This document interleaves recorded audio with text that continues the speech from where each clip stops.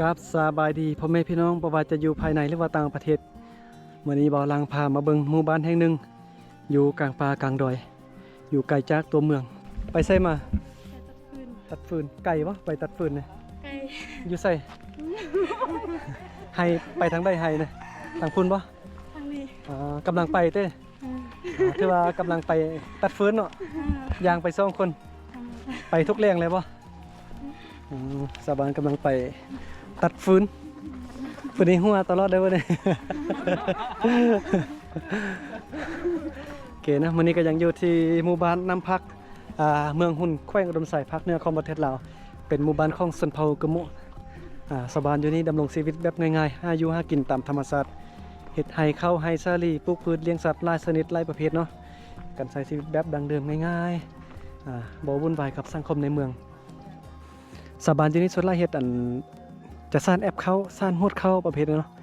งานหัตถกรรมนะสาวเมืองจะมาซื้อแอปเข้าหรือว่าโหดเข้าอยู่นี่ไปขายเนาะเดี๋ยวเบาลังจะพาลงไปเบิ่งเป็นหมู่บ้านที่ยังคงรักษาฮิตของวัฒนธรรมอันดั้งเดิมเนาะบางครอบครัวก็ยังตำเข้าบางครอบครัวมีโฮงซี่เข้าแล้วก็บ่ได้ตำเนาะ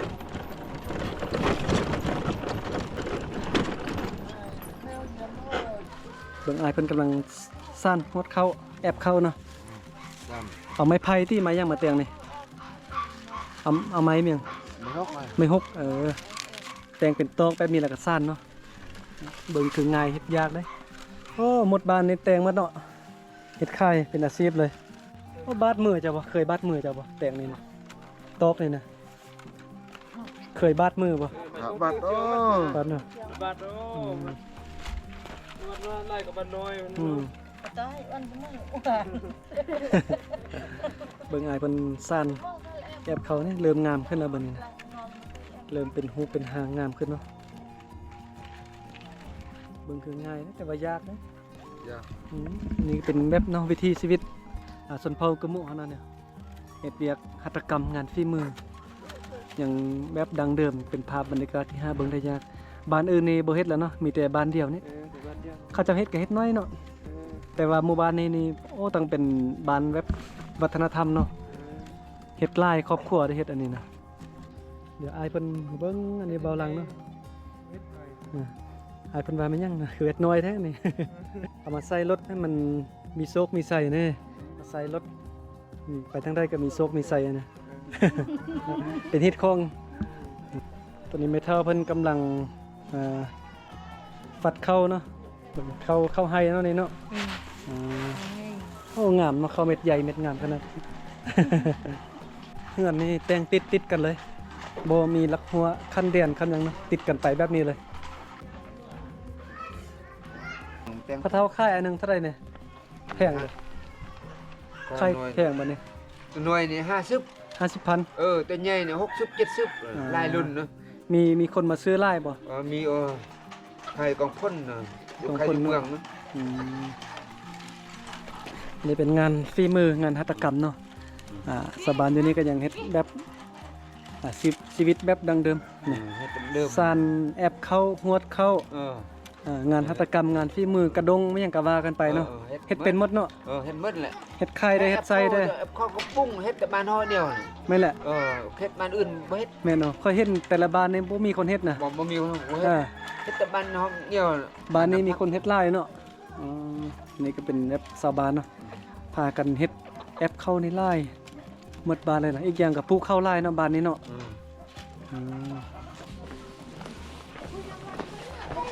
ข้าเจ้าจะพากันซื้อรถแบบนี้ไล่ขนาดเลยเพราะว่าขึ้นดอยจะค่อนข้างที่จะได้เรื่องอยู่เนาะรถเพชรนี่นะบนนี้ก็เป็นบอนเลี้ยงควายชาวบ้านเนาะเอามามัดไว้นอกบ้านแบบนี้เลี้ยงไว้อยู่นอกบ้านเนาะมาเท่ายาวมั้ยมุมไปว่าอาบมุมอมไปว่าอาบน้ำเนาะอมไปว่าน้ำมุมไปว่าอาบรวมกันกับอาบน้ำมุมอม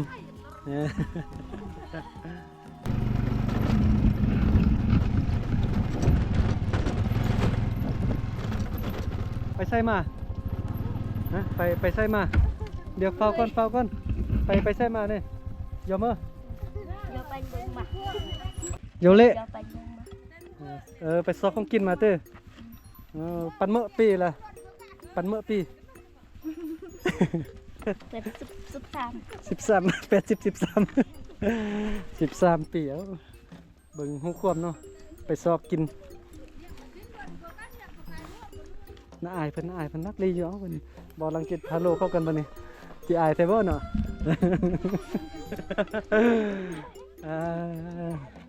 เปิดไปหากินมาในห้องครัวเนาะกำลังกลับเงินตอนนี้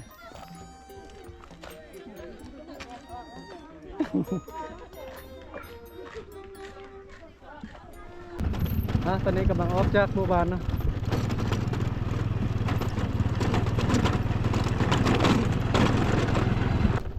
ออกมาจากหมู่บ้านน้อยหนึงก็จะมาเห็นโรงเรียนเนาะ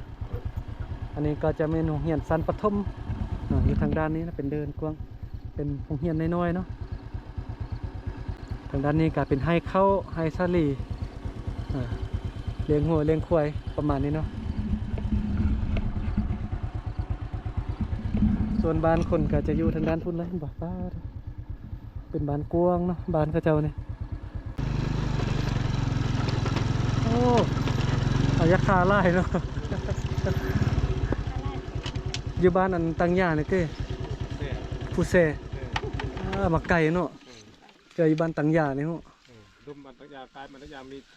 กายตังโลนมันดูเซ่ เฮ็ดจังได้ไปนี่เอานี่ไปนี่ใส่รถไปอ่ะ ตัง บักใหญ่เด้ตัดเต้บ่ตัดเต็มอ่ะ บ่ มัดใส่เนาะแต่ว่าเราอยู่บ่ได้เต้ จุดนี้ก็อยู่บ่อนี่อยู่ตะยา เราอยู่บ่ได้เนาะเบิ่งป้อบักใหญ่มัดหนึงน่ะแบกยางไปเนาะข้างเจ้ามัดน้อยนี่เนาะเอาไปอันตากแดดเฮ็ดหลังคาเฮือนเต้ เฮ็ดตู้ เฮ็ดตูบอยู่ให้อยู่สวนเนาะ มาแล้ว โอ้มาเอาไก่อยู่พุ่นบ่มีอ่ะผู้แซ่น่ะ คนว่ามี ค่อยก็สิกลับทางผู้แซ่เพิ่นเนาะโอ้มาเห็นชาวบ้านนั่นตัดอันยาฆ่าเนาะไปตากแดดจากมือจังแห้งนี่ ลายมือ ลายมือลายมือแห้งแล้วก็ไปแต่งหลังคาเนาะมุงแดดมุงฝนอยู่ให้อยู่สวน เราอยู่ไกลได้บ้านเราเหมายาฆ่าอยู่นี่เนาะ ไปเฮ็ดมุงตูบเที่ยงให้เที่ยงสวนนะบ่ได้ซื้อบ่ได้เสียเงินใส่ความดุความมันมาเอาเลยเนี่ยให้ดุมันแล้วก็ได้เนี่ย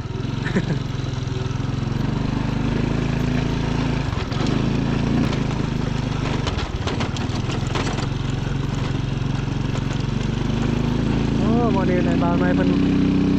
แบกสวยเมียเนาะโอ้ดุมันเลยนะ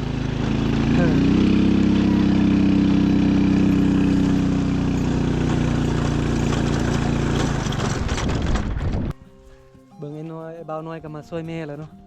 เบิ่งเปแล้วก็ย่างไปโอ้ฮู้ความเลยเฮ็ดเวียกตั้งแต่น้อยเนาะสมเฮาก็เหมาะวันซื่นหน่อย ย่างขนมเนาะ คนก็มาเฮ็ดเวียกช่วยแม่เพิ่นนะแบกเครื่องแบกของเนาะช่วยแม่เฮ็ดเวียกฮู้เฮ็ดเวียกแต่น้อยเนาะ หน่อยต้อง กินบ่เฮ็ดบ่กินลูกบ้านซัก โอ้ไก่เนาะเบิ่งเอื้อยเพิ่นกับลูกชายย่างแบกยาคาไปไก่ดุมันขนาดเนาะเดินทางไปเรื่อยๆเนาะระหว่างทางเฮ็ดหยังก็เก็บถ่ายให้เบิ่งนี่ไปกับรถจักรเบิ่งเครื่องเป็นบนนอนของครบของกินเนาะไปเดินทางไปเก็บภาพบรรยากาศนะลุยนะเบาหลังตั้งใจขนาดเลยตั้งใจมาเก็บภาพบรรยากาศวิถีชีวิตอยู่ดอยเนี่ยตั้งใจเลย